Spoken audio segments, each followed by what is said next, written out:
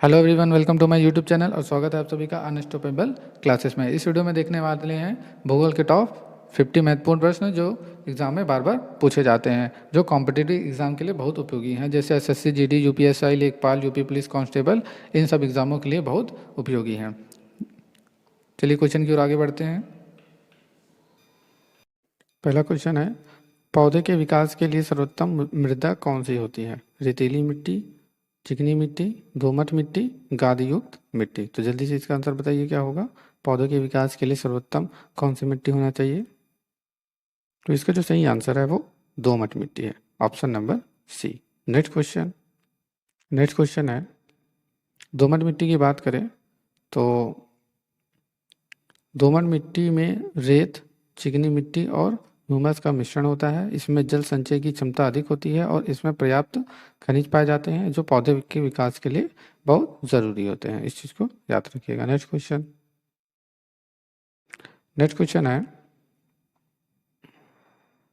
Question है, भारत के निम्नलिखित क्षेत्रों पर विचार करिए। उत्तरी पूर्व हिमालय, पश्चिमी घाट, पूर्वी घाट। उपरोक्त में से किस क्षेत्र में उष्ण कटिबंधीय वर्षा वन पाए जाते हैं?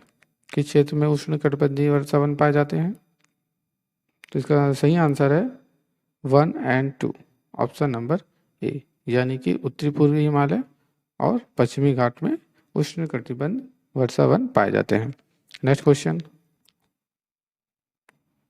उष्ण कटिबंधीय वर्षा वन की बात करें तो उष्ण कटिबंधीय वर्षा वन उन क्षेत्रों में पाए जाते हैं जहां भारी वर्षा होती है।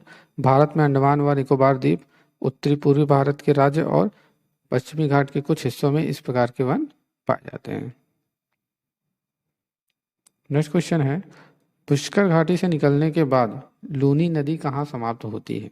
साबरमती की सहायक नदी, कच्छ के रण, अरब सागर, माउंट आबू। तो जल्दी से बताइए इसका सही आंसर क्या होगा। तो इसका जो सही आंसर है वो क्या होगा, जल्दी से बताइए। तो इसका जो सही आंसर है वो कच्छ के रण है, option number B. Next question, अब कच्छ के रण के बारे में बात करें तो लूनी नदी का उदय राजस्थान में अरावली श्रेणी में पुष्कर घाटी से होता है।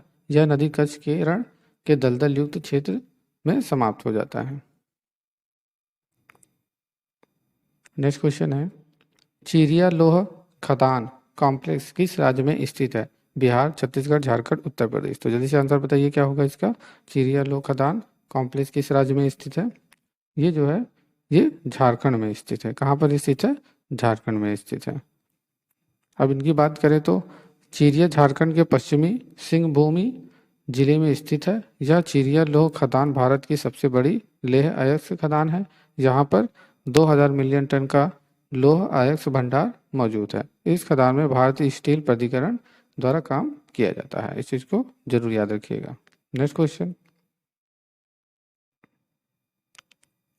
क्वेश्चन है, मंगल शब्द किस प्रकार की वनस्पति के लिए इस्तेमाल किया जाता है? जलीय पौधे, अलगल, ब्लूम्स, मैंग्रोव, भूमध्य सागर वन। तो जल्दी से आंसर बताइए क्या होगा। मंगल शब्द का प्रयोग, जल्दी से इसका आंसर बताइए क्या होगा। इसका जो सही आंसर है वो मैंग्रोव है, ऑप्शन नंबर सी। अब मैंग्रोव की बात करें तो मैंग्रोव एक किस्म का झाड़ीनुमा पौधा होता है। जो मैंग्रोव है ये झाड़ीनुमा पौधा होता है। इस प्रकार की वनस्पति दलदल युक्त स्थानों में पाई जाती है। भारत में सुंदरवन में मैंग्रोव पाए जाते हैं। इस चीज को याद रखिएगा, option number C. Next question है, लौह तत्व मात्रा के आधार पर कौन सा लोहा सर्वश्रेष्ठ होता है? लौह तत्व मात्रा के आधार पर कौन सा लोहा सर्वश्रेष्ठ होता है? Magnetite, hematite, limonite, siderite. तो जल्दी से इसका आंसर बताइए क्या होगा। तो इसका जो सही आंसर है वो हेमेटाइट। क्या है इसका जो सही आंसर है वो मैग्नेटाइट, ऑप्शन नंबर ए। अब मैग्नेटाइट की बात करें तो मैग्नेटाइट के बाद हेमेटाइट, लिमोनाइट, सिडराइट की गुणवत्ता थोड़ी थोड़ी कम की जाती है या कम होती जाती रहती है। इस चीज को याद रखिएगा। नेक्स्ट क्वेश्चन है, सुंडा ट्रेच किस सागर या महासागर में स्थित है? हिंद महासागर, प्रशांत महासागर, अटलांटिक महासागर, अरब सागर। तो जल्दी से इसका आंसर बताइए क्या होगा। सुंडा ट्रेच किस सागर या महासागर में स्थित है? ये जो है ये हिंद महासागर में स्थित है। कौन से महासागर में स्थित है? हिंद महासागर में। इस चीज को याद रखिएगा। हिंद महासागर की बात करें तो सुंदर ट्रेंच को जावा ट्रेंच भी कहा जाता है। यह इंडोनेशिया के सुमात्रा के निकट हिंद महासागर में स्थित है। नेक्स्ट क्वेश्चन है अमरावती, अक्रावती, भवानी, चिन्नर, हेमावती, होनुहोल और काबिनी किसकी सहायक नदी है? कावेरी, कृष्णा, गोदावरी, नर्मदा। तो जल्दी से आंसर बताइए, ये सब किसकी सहायक नदियां हैं? ये जो है ये कावेरी की सहायक नदियां हैं। Option number A. अब कावेरी की बात करें तो कावेरी नदी पश्चिम घाट में कर्नाटक से निकलती है और इसकी जो कुल लंबाई है वो कितनी है? 765 किलोमीटर। कितनी है? 765 किलोमीटर इसकी लंबाई है। नेक्स्ट क्वेश्चन है किस दशक में भारत की जनसंख्या की दर नकारात्मक थी? किस दशक में भारत की जनसंख्या दर नकारात्मक थी? 1901 से 1911, 1911 से 1921, 1921 से 1931, 1931 से 1941। तो जल्दी से बताइए इसका सही आंसर क्या होगा? तो इसका जो सही आंसर है वो 1911 से 1921 तक भारत की जनसंख्या दर नकारात्मक थी। Option number B. Next question, अब इनकी बात करें तो 1901 से लेकर 1921 के दशक के दौरान भारत की जनसंख्या दर काफ़ी स्थिर थी। इसी कारण से 1911 से 1921 के बीच में जनसंख्या विकास दर नकारात्मक रही है। नेक्स्ट क्वेश्चन है 1 घंटे के अंतर के लिए कितने देशांतर की आवश्यकता होती है? 10 डिग्री, 15 डिग्री, 20 डिग्री, 25 डिग्री। तो जल्दी से इसका आंसर बताइए क्या होगा? 1 घंटे के अंतर के लिए कितने देशांतर की आवश्यकता होती है? तो इसका जो सही आंसर है वो 15 डिग्री। 1 घंटे के अंतर के लिए 15 डिग्री देशांतर की आवश्यकता होती है। Option number B. Option number B. अब इनकी बात करें तो सामान्यतः 15 डिग्री देशांतर पर समय में 1 घंटे का अंतर होता है। इस चीज़ को जरूर याद रखिएगा। नेक्स्ट क्वेश्चन है पश्चिम बंगाल में स्थित कुछ बिहार किस उद्योग के लिए प्रसिद्ध है? कपास कपड़ा उद्योग, रेशम उद्योग, पेट्रोलियम उद्योग, शीशा उद्योग। तो जल्दी से आंसर बताइए क्या होगा? पश्चिम बंगाल में स्थित कुछ बिहार किस उद्योग के लिए प्रसिद्ध है? तो इसका जो सही आंसर है वो रेशम उद्योग के लिए प्रसिद्ध है। Option number B. Next question, अब इनकी बात करें तो कुछ बिहार जिला पश्चिम बंगाल में स्थित है। इसका कुल क्षेत्रफल 3387 वर्ग मीटर है। नेक्स्ट क्वेश्चन है भारत और बांग्लादेश के बीच फर्रखा बांध विवाद किस नदी के जल बंटवारे को लेकर है? गंगा, ब्रह्मपुत्र, तीस्ता, दामोदर। तो जल्दी से आंसर बताइए इसका क्या होगा? इसका सही आंसर क्या होगा? इसका जो सही आंसर है वो option number A, Ganga. Bharat और बांग्लादेश के बीच फर्रखा बांध किस नदी के जल बंटवारे को लेकर है? तो ये गंगा नदी को लेकर है। Option number A. अब फर्रुखा बांध की बात करें तो फर्रुखा बांध पश्चिम बंगाल के मुर्शिदाबाद में गंगा नदी के किनारे पर स्थित है। यह बांग्लादेश सीमा से लगभग 16.5 किलोमीटर दूर है।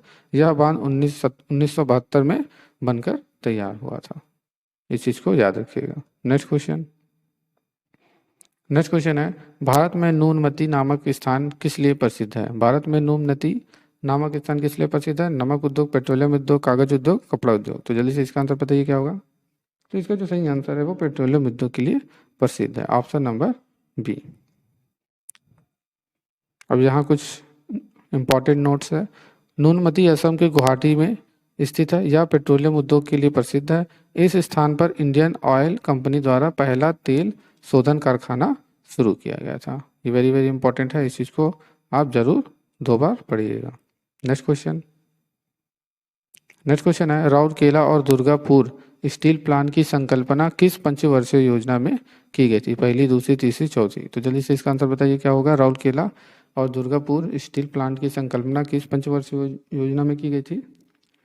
तो ये दूसरी पंचवर्षीय योजना में की गई थी। Option number B. अब दूसरी पंचवर्षीय योजना की बात करें तो दूसरी पंचवर्षीय योजना का समय काल था वो 1955 से 1961 था। राउरकेला स्टील प्लांट की जो स्थापना है एक जापानी कंपनी की सहायता से की गई थी। कब की गई थी? 1961 में। दुर्गापुर स्टील प्लांट की जो स्थापना है वो 1956 में की गई थी। इस चीज़ को याद रखिएगा। नेक्स्ट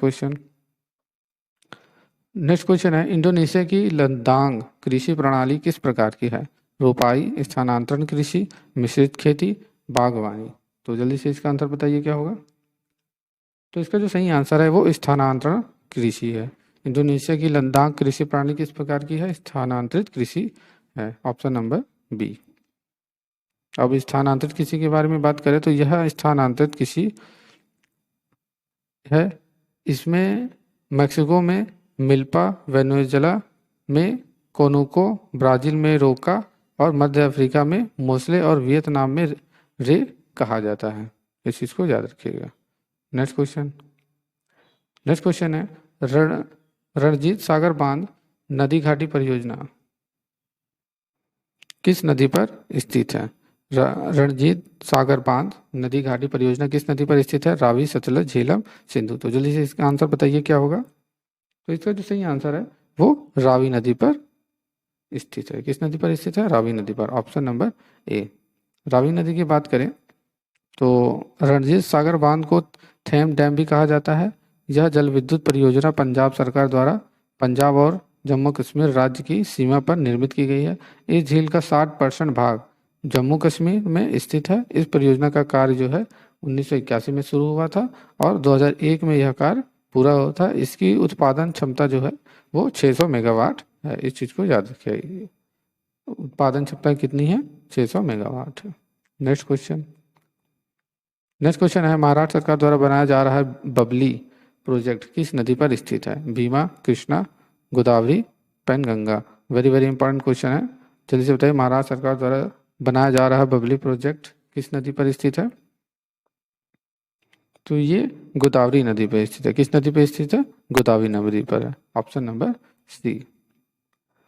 अब बबली परियोजना की बात करें तो बबली परियोजना बांध महाराष्ट्र सरकार द्वारा गोदावरी नदी पर बनाया जा रहा है। इस प्रोजेक्ट पर जल के बंटवारा को लेकर महाराष्ट्र, आंध्र प्रदेश और तेलंगाना के बीच विवाद है।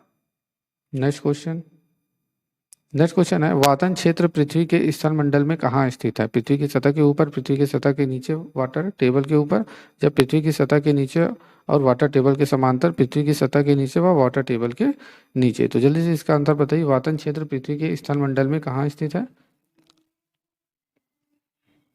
तो इसका जो सही आंसर है पृथ्वी के सतह के नीचे, पृथ्वी के सतह के नीचे और वाटर लेवल के ऊपर, वाटर लेवल के ऊपर, ऑप्शन नंबर बी। पृथ्वी के सतह के नीचे व वाटर टेबल के ऊपर। आगे देखते हैं इसके बारे में।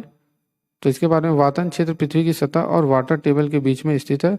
यह क्षेत्र मिट्टी और चट्टान से बना हुआ है। इस चीज को याद रखिएगा। नेक्स्ट क्वेश्चन है, मतभंगा नदी किन दो देशों के बीच सीमा बनाती है? भारत और नेपाल, भारत और बांग्लादेश, भारत और म्यांमार, भारत और Sri Lanka. Very very important question है। मतभंगा नदी किन दो देशों के बीच सीमा बनाती है? तो इसका जो सही आंसर है वो क्या होगा? भारत और बांग्लादेश के बीच। इसके बीच, भारत और बांग्लादेश के बीच। नेक्स्ट क्वेश्चन, अब इसके बारे में थोड़ा देखें तो मतभंगा नदी भारत में कृष्णगंज से होकर गुजरती है। यह नदी कई भागों में बटी हुई है।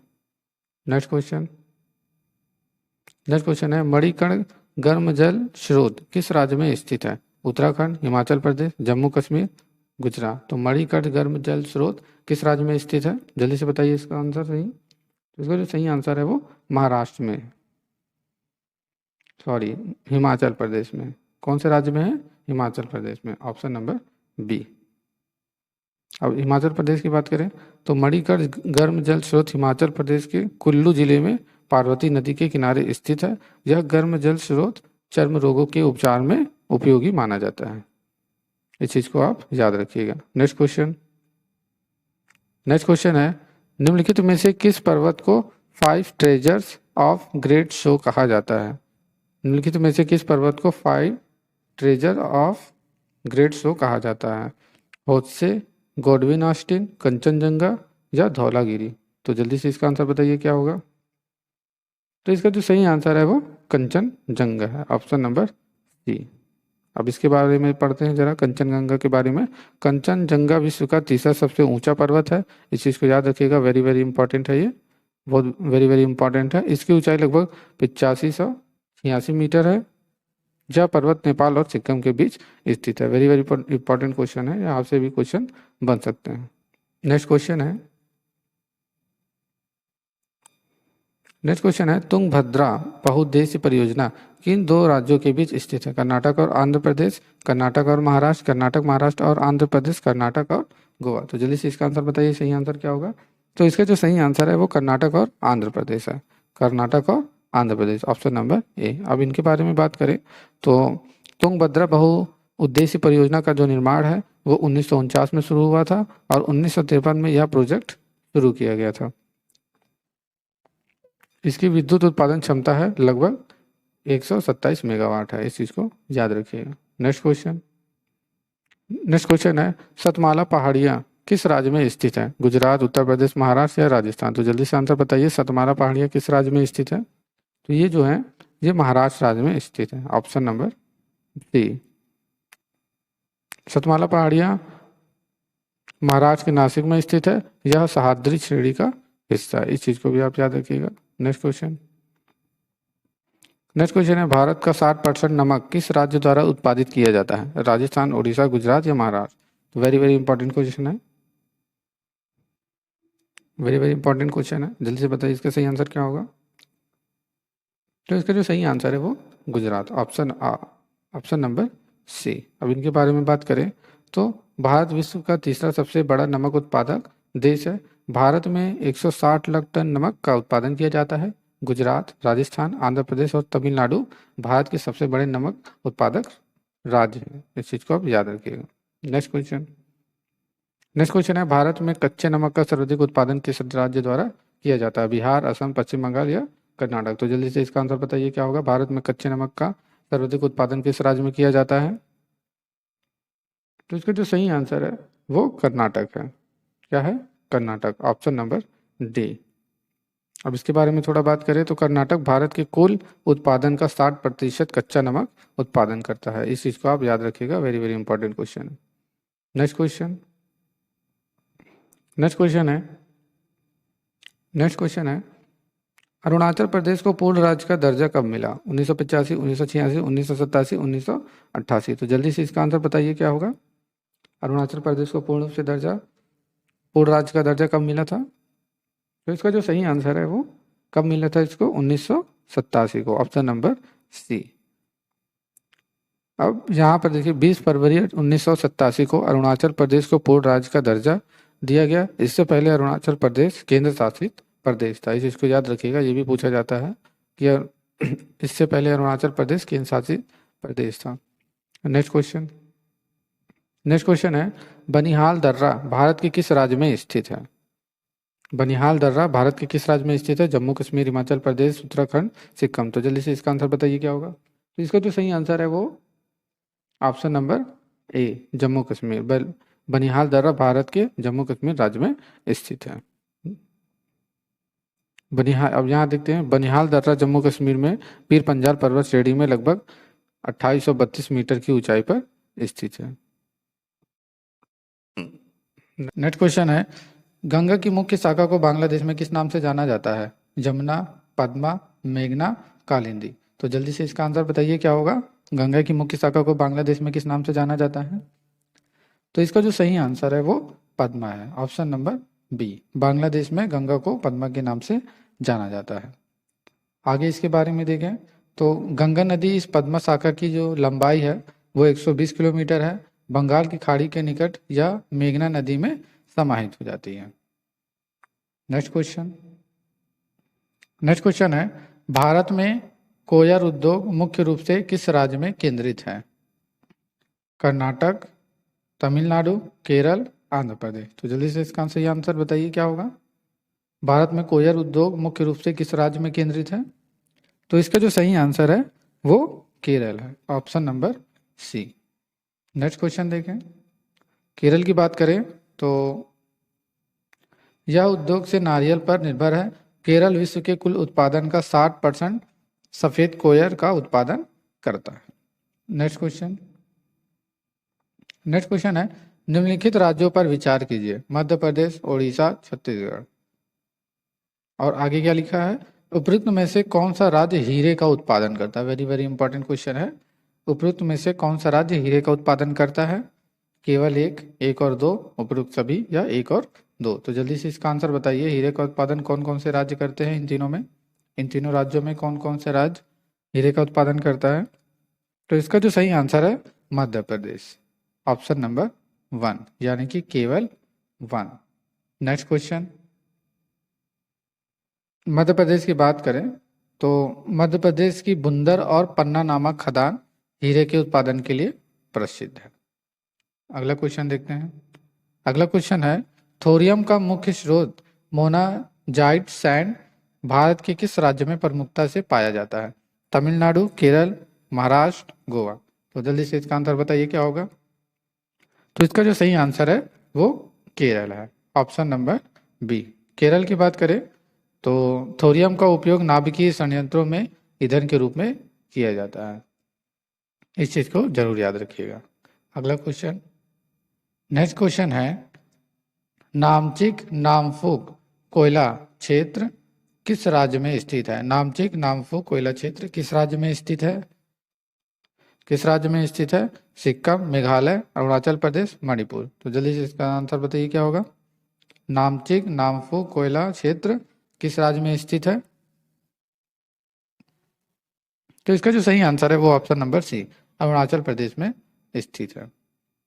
इसमें जो मुख्य बातें हैं, नामचिक नामफुक कोयला क्षेत्र अरुणाचल प्रदेश के चांगलांग जिले में स्थित है। इस चीज को भी याद रखिएगा, अरुणाचल प्रदेश के चांगलांग जिले में स्थित है। नेक्स्ट क्वेश्चन है, प्रायद्वीपीय भारत की तट रेखा और अंडमान निकोबार तथा लक्षद्वीप के तट का जो अनुपात है वो कितना है?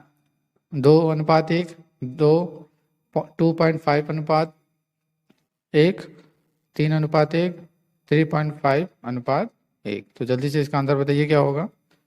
प्रायद्वीपीय भारत की तट रेखा, अंडमान निकोबार तथा लक्षद्वीप के तट का जो अनुपात है वो कितना है? तो इसका जो सही आंसर है वो 2.5:1 है। कितना है? 2.5:1। इस चीज को याद रखिएगा। अब इनकी बात करें तो भारत की कुल तट रेखा जो है 7,517 किलोमीटर है। प्रायद्वीपीय भारत की तट रेखा 5,423 किलोमीटर है, जबकि अंडमान द्वीप समूह और लक्षद्वीप की जो तट रेखा की जो लंबाई है वो 2,049 किलोमीटर है। इस चीज को भी आप याद रखिएगा। नेक्स्ट क्वेश्चन है, मालवा पठार मुख्य रूप से किन राज्यों में स्थित है? मध्य प्रदेश, गुजरात, राजस्थान, महाराष्ट्र, मध्य प्रदेश, गुजरात, मध्य प्रदेश, उत्तर प्रदेश, राजस्थान, राजस्थान, गुजरात, महाराष्ट्र? तो जल्दी से इसका आंसर बताइए क्या होगा। तो इसका जो सही आंसर है वो क्या है? Option number A, Madhya Pradesh, Gujarat और राजस्थान। मध्य प्रदेश, गुजरात और राजस्थान। मालवा पठार मुख्य रूप से किन राज्यों में स्थित है? मध्य प्रदेश, गुजरात और राजस्थान। इस चीज को आप याद रखिएगा। इनके जो इंपॉर्टेंट नोट्स हैं, मालवा पठार मध्य भारत में स्थित है। यह पठार लगभग 81,747 वर्ग 81,767 वर्ग किलोमीटर के क्षेत्र में फैला हुआ। इस चीज को आप याद रखिएगा। नेक्स्ट क्वेश्चन है, 2010 में किस बंदरगाह को भारत का 13वां प्रमुख बंदरगाह घोषित किया गया था? तूतीकोरिन, मोरमोगाओ, एन्नौर, पोर्ट ब्लेयर? तो जल्दी से आंसर बताइए क्या होगा। 2010 में किस बंदरगाह को भारत का 13 प्रमुख बंदरगाह घोषित किया गया था? तो इसका जो सही आंसर है वो पोर्ट ब्लेयर है, ऑप्शन नंबर डी। और पोर्ट ब्लेयर की बात करें तो पोर्ट ब्लेयर बंदरगाह अंडमान निकोबार द्वीप में स्थित है। इस चीज को याद रखिएगा। नेक्स्ट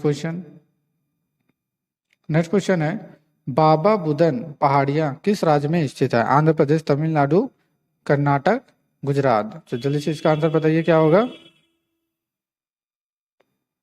जल्दी से इसका आंसर बताइए क्या होगा। बाबा बुदन पहाड़ियां किस राज्य में स्थित है? तो इसका जो सही आंसर है वो कर्नाटक में स्थित है। कहाँ पर है? कर्नाटक में स्थित है। अब बाबा बुदन पहाड़ी की बात करें तो ये कर्नाटक के चिंगमलूर में स्थित है। यह समुद्र तल से 1895 मीटर की ऊंचाई पर स्थित है। इस चीज को आप याद रखिएगा। नेक्स्ट क्वेश्चन है, निम्नलिखित राज्यों पर विचार कीजिए, मध्य प्रदेश, महाराष्ट्र, उड़ीसा। छत्तीसगढ़ राज्य का निर्माण किन राज्यों के हिस्से से बनाया गया था? वेरी वेरी इंपॉर्टेंट क्वेश्चन है, जल्दी से बताइए। छत्तीसगढ़ राज्य का निर्माण किन राज्यों के हिस्से से बनाया गया था? तो जल्दी से इसका आंसर बताइए क्या होगा। इसका आंसर क्या होगा? केवल वन और टू, केवल 1 और 3, केवल 1 2 3 दोनों। तो जल्दी से आंसर बताइए, छत्तीसगढ़ राज्य का निर्माण किन राज्यों के हिस्सों से बनाया गया था? तो इसका जो सही आंसर है वो केवल 1 यानी कि मध्य प्रदेश के हिस्से से बनाया गया था, ऑप्शन नंबर 1। अब छत्तीसगढ़ की बात करें तो छत्तीसगढ़ जो राज्य है वो 1 नवंबर 2000 को अस्तित्व में आया था। 1 नवंबर 2000 को अस्तित्व में आया था, इस चीज को भी याद रखिएगा। नेक्स्ट क्वेश्चन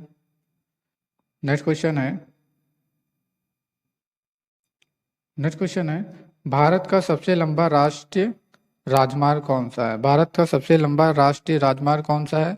राष्ट्रीय राजमार्ग 4, राष्ट्रीय राजमार्ग 7, राष्ट्रीय राजमार्ग 8 या राष्ट्रीय राजमार्ग 10? तो जल्दी से आंसर बताइए क्या होगा। भारत का सबसे लंबा राष्ट्रीय राजमार्ग कौन सा है?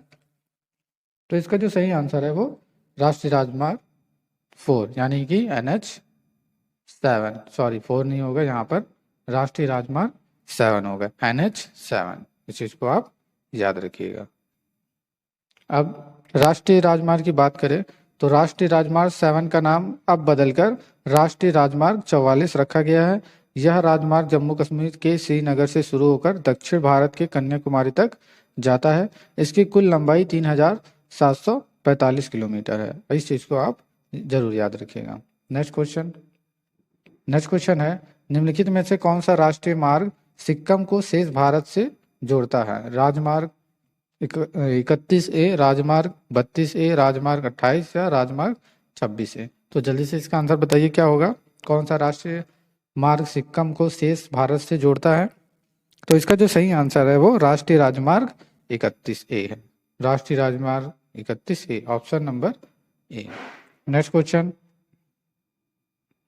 अब इनकी बात करें तो यह राजमार्ग मुख्य रूप से सिक्किम और पश्चिम बंगाल में स्थित है। आप इन दोनों को भी याद रखिएगा। नेक्स्ट क्वेश्चन है, राष्ट्रीय खाद्य प्रौद्योगिकी उद्यमशीलता एवं प्रबंधन संस्था किस राज्य में स्थित है? राजस्थान, हरियाणा, आंध्र प्रदेश, कर्नाटक? तो जल्दी से आंसर बताइए क्या होगा इसका। तो इसका जो सही आंसर है वो हरियाणा में स्थित है। किस राज्य में स्थित है? हरियाणा में स्थित है, ऑप्शन नंबर बी।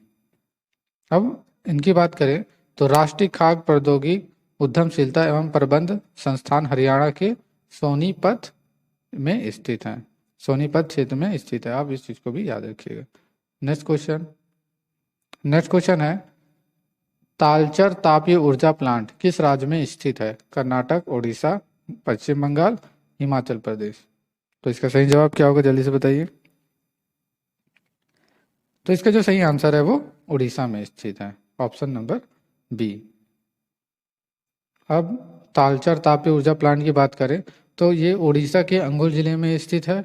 इस पावर प्लांट को फरवरी 1968 में कमीशन किया गया था। इसकी उत्पादन ऊर्जा लगभग 460 मेगावाट है। कितना है? 460 मेगावाट है। नेक्स्ट क्वेश्चन है, हीराकुंड बांध किस नदी पर स्थित है? वेरी वेरी इंपॉर्टेंट क्वेश्चन है ये। यूपी ट्रिपल एस पेट में पूछा गया था, वो भी सेकंड शिफ्ट में, कि हीराकुंड बांध किस नदी पर स्थित है। तो जल्दी से आंसर बताइए। तो इसका जो सही आंसर है वो महानदी पर हीराकुंड बांध स्थित है। अब हीराकुंड बांध की बात करें तो ये ओडिशा में महानदी पर स्थित है। यह विश्व के सबसे बड़े बांधों में से एक है। नेक्स्ट क्वेश्चन है, स्टील वेल रोड भारत को किस पड़ोसी देश से जोड़ता है? स्टील वेल रोड भारत के किस पड़ोसी देश से जोड़ता है? चीन, भूटान, बांग्लादेश, पाकिस्तान? तो जल्दी से इसका आंसर बताइए क्या होगा। तो इसका जो सही आंसर है वो चीन है, option number A. Next question, अब स्टील वेल रोड की बात करें तो ये भारत के लेडो को म्यांमार से होते हुए चीन के कुनमिंग से जोड़ता है। आप इस चीज को याद रखिएगा। नेक्स्ट क्वेश्चन है, गुरु शिखर चोटी किस राज्य में स्थित है? हरियाणा, केरल, राजस्थान, बिहार। इसका सही आंसर क्या होगा जल्दी से बताइए। गुरु शिखर चोटी किस राज्य में स्थित है? जो गुरु शिखर चोटी है वो राजस्थान में स्थित है। Option number C. Guru Shikhar चोटी की बात करें तो ये राजस्थान में स्थित है। यह समुद्र तल से 1722 मीटर की ऊंचाई पर स्थित है। यह माउंट अबू से 15 किलोमीटर दूर स्थित है। और बस इतना ही है इसमें। यह माउंट अबू से 15 किलोमीटर दूर स्थित है। आप इस चीज को याद रखिएगा। नेक्स्ट क्वेश्चन है, इलायची पहाड़ियों के संदर्भ में निम्नलिखित में कथनों पर विचार कीजिए। इलायची पहाड़ियों के संदर्भ में निम्नलिखित कथनों पर विचार कीजिए। यह पश्चिम घाट में स्थित है। यह केरल और तमिलनाडु के बीच सीमा का निर्माण करती है। यह विश्व धरोहर की सूची में शामिल है। तो इन तीनों में से क्या सही है? कौन सा कथन सत्य है? इसमें हमें बताना है इन दोनों में से कौन सा कथन सत्य है। तो इसका जो सही आंसर है क्या होगा जल्दी से बताइए। इसका जो सही आंसर है वो 1 और 2 है। Option number B. देखते हैं 1 और 2 में कौन कौन से ऑप्शन है। 1 और 2 में यह पश्चिम घाट में स्थित है और यह केरल और तमिलनाडु के बीच सीमा का निर्माण करती है। यानी इलायची पहाड़ियों के संदर्भ में कौन सा कथन सही है? यह पश्चिम घाट में स्थित है, यह केरल और तमिलनाडु के बीच सीमा का निर्माण करती है। नेक्स्ट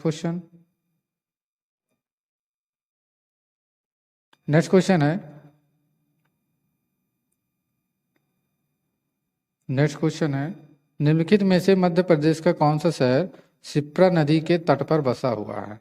मध्य प्रदेश का कौन सा शहर शिप्रा नदी के तट पर बसा हुआ है? इंदौर, उज्जैन, ग्वालियर, भोपाल। तो जल्दी से इसका आंसर बताइए क्या होगा। तो इसका जो सही आंसर है वो उज्जैन। मध्य प्रदेश का कौन सा शहर शिप्रा नदी के तट पर बसा हुआ है? उज्जैन बसा हुआ है। Option number B. अब शिप्रा नदी की बात करें तो शिप्रा नदी का जो उदय है वह विंध्य पर्वत श्रृंखला में काकरी बद्री पहाड़ियों से निकलती है। यह नदी चंबल में समाहित होती है। उज्जैन में इस नदी के तट पर प्रत्येक 12 वर्ष बाद कुंभ मेला आयोजित किया जाता है। इस चीज को आप याद रखिएगा। नेक्स्ट क्वेश्चन है, चंबल नदी निम्नलिखित में से किस राज्य में नहीं बहती है? Uttar Pradesh, Madhya Pradesh, Rajasthan, Gujarat. Very very important question है, जल्दी से बताइए। चंबल नदी निम्नलिखित में से किस राज्य में नहीं बहती है? किस राज्य में नहीं बहती है? ये गुजरात राज्य में नहीं बहती है। किस राज्य में नहीं बहती है? गुजरात राज्य में बहती है। बाकी उत्तर प्रदेश, मध्य प्रदेश, राजस्थान में ये नदी बहती है। अब चंबल नदी की बात करें तो चंबल नदी जो है वो यमुना की सहायक नदी है। चंबल नदी जो है मध्य प्रदेश और राजस्थान में बहने के बाद उत्तर प्रदेश में यमुना में मिल जाती है। ऊपर कहाँ पे मिल जाती है? यमुना में मिल जाती है। नेक्स्ट क्वेश्चन है, अंडमान व निकोबार द्वीप समूह को मिलाकर भारत की कुल तटीय रेखा की लंबाई कितनी है? 5517 किलोमीटर, 7517 किलोमीटर, 6518 किलोमीटर या 7218 किलोमीटर। तो जल्दी से इसका सही आंसर बताइए। अंडमान व निकोबार द्वीप समूह को मिलाकर भारत की कुल तटीय रेखा की लंबाई कितनी है? तो 7517 किलोमीटर। 7500 कुल लंबाई जो इनकी है वो 7517 किलोमीटर है। तो 7517 किलोमीटर ऑप्शन नंबर बी में है। नेक्स्ट क्वेश्चन देखते हैं। अब इनकी बात करें तो भारत की थल सीमा की जो कुल लंबाई है वो 15,200 किलोमीटर है, जबकि अंडमान निकोबार के साथ भारत की समुद्री सीमा की जो लंबाई है वो 7516.6 किलोमीटर है। इस चीज को आप याद रखिएगा। नेक्स्ट क्वेश्चन है, सरहिंद नहर किस नदी पर स्थित है? सतलज, रावी, व्यास या उपरोक्त में से कोई नहीं। तो जल्दी से आंसर बताइए, सरहिंद नहर किस नदी पर स्थित है? तो इसका जो सही आंसर है वो सतलज नदी पर स्थित है। किस नदी पर स्थित है? सतलज नदी पर स्थित है। सतलज नदी की बात करें तो सरहिंद नहर पंजाब में स्थित है। इनका जो निर्माण है वो 1882 में किया गया था। इस नहर में सतलज नदी का पानी इस्तेमाल किया जाता है। यह नहर सिंधु नदी प्रवाह तंत्र की सबसे पुरानी नहरों में से एक है। नेक्स्ट क्वेश्चन है, Bharat Myanmar friendship road Bharat के किस राज्य को म्यांमार से जोड़ती है? असम, मणिपुर, मेघालय, नागालैंड। तो जल्दी से आंसर बताइए क्या होगा। Bharat Myanmar friendship road Bharat के किस राज्य को म्यांमार से जोड़ती है। तो इसका जो सही आंसर है वो क्या होगा, मणिपुर, ऑप्शन नंबर बी। अब भारत म्यांमार फ्रेंडशिप रोड की बात करें तो इनकी जो कुल लंबाई है वो 160 किलोमीटर है। यह सड़क म्यांमार के तमू कलेवा कलेमयो को भारत में मणिपुर के मोरेह से जोड़ती है। इस चीज को आप याद रखिएगा। नेक्स्ट क्वेश्चन है, सिल्वीकल्चर का संबंध किससे है। रेशम की कीट पालन, कपड़ा उद्योग से संबंधित फसलें, वन विकास, इमारती लकड़ी। तो जल्दी से आंसर बताइए क्या होगा। सिल्वीकल्चर का संबंध किससे है। तो इसका जो सही आंसर है वो वन विकास से है। किससे है, वन विकास, ऑप्शन नंबर सी। अब सिल्वीकल्चर की बात करें तो इसको हिंदी में वन वर्धन कहा जाता है। वनों को लगाने, उनके विकास, संरचना, स्वस्थ, गुणवत्ता के नियंत्रण का व्यवहार सिल्वीकल्चर कहलाता है। नेक्स्ट क्वेश्चन है, सिंधु नदी किस पर्वत श्रेणी से निकलती है। रोहतांग दर्रा, दक्षिण पूर्वी कश्मीर, कैलाश श्रेणी की उत्तरी ढलान, कैलाश श्रेणी की पूर्वी ढलान। तो जल्दी से इसका आंसर बताइए क्या होगा। सिंधु नदी किस पर्वत श्रेणी से निकलती है। तो इसका जो सही आंसर है वो कैलाश श्रेणी के उत्तरी ढलान से निकलती है। कैलाश श्रेणी के उत्तरी ढलान से निकलती है, ऑप्शन नंबर सी। सिंधु नदी की बात करें तो सिंधु नदी कैलाश श्रेणी के उत्तरी ढलान में मानसरोवर झील के निकट उत्पन्न होती है। यह तिब्बत से होते हुए भारत में प्रवेश करती है, तत्पश्चात फिर ये पाकिस्तान में चली जाती है। इस चीज को आप याद रखिएगा। नेक्स्ट क्वेश्चन है, गलत कथन को चुनिए। सतलज नदी मानसरोवर झील के निकट रक्सताल से निकलती है। रावी नदी रोहतांग दर्रे से निकलती है। झेलम कश्मीर के दक्षिण पूर्वी भाग से निकलती है। चिनाब, चंद्र और व्यास नदियों के संगम से बहती है। तो इसमें गलत कथन क्या है, जल्दी से बताइए। तो इसमें जो गलत कथन है वो सतलज नदी मानसरोवर झील के निकट रक्सताल से निकलती है, ये कथन सत्य है बिल्कुल। रावी नदी रोहतांग दर्रे से निकलती है, ये भी बिल्कुल सही है। झेलम कश्मीर के दक्षिण पूर्वी भाग से निकलती है, ये भी बिल्कुल सही है। चिनाब, चंद्र और व्यास नदियों के संगम से बनती है, ये बिल्कुल गलत है। तो यहाँ पे गलत कथन पूछा गया तो गलत कथन हमारा ऑप्शन नंबर डी है। अब चिनाब चंद्रा की बात करें तो चिनाब चंद्रा और भागा नामक दो नदियां के संगम से बनती है। यह दो नदियां हिमाचल प्रदेश के लाहौल स्पीति जिले से निकलती है। तांदी नामक स्थान पर इन दो नदियों का संगम होता है। चिनाब नदी को हिमाचल प्रदेश चंद्रभागा नदी कहा जाता है। चिनाब नदी को हिमाचल प्रदेश में चंद्रभागा नदी के नाम से जाना जाता है। नेक्स्ट क्वेश्चन, ये आखिरी क्वेश्चन है। डंकन दर्रा निम्नलिखित में से किन स्थानों को अलग करता है। रूटलैंड द्वीप व लिटिल अंडमान, अंडमान व निकोबार, उत्तरी व दक्षिणी अंडमान व लिटिल अंडमान। तो जल्दी से इसका आंसर बताइए क्या होगा। डक्कन दर्रा निम्नलिखित में से किन स्थानों को अलग करती है। तो इसका जो सही आंसर है वो रूटलैंड द्वीप व little Andaman, option number A. ढक्कन दर्रा की बात करें तो यह दक्षिण अंडमान व लिटिल अंडमान के बीच स्थित है। डंकन दर्रा हिंद महासागर में स्थित है और यह एक जल डब्ल्यू मध्य है। यह लगभग 48 किलोमीटर चौड़ा है। इस चीज़ को आप याद रखिएगा। अगर आपको वीडियो अच्छा लगा हो तो लाइक, सब्सक्राइब, शेयर जरूर करें। वीडियो देखने के लिए धन्यवाद।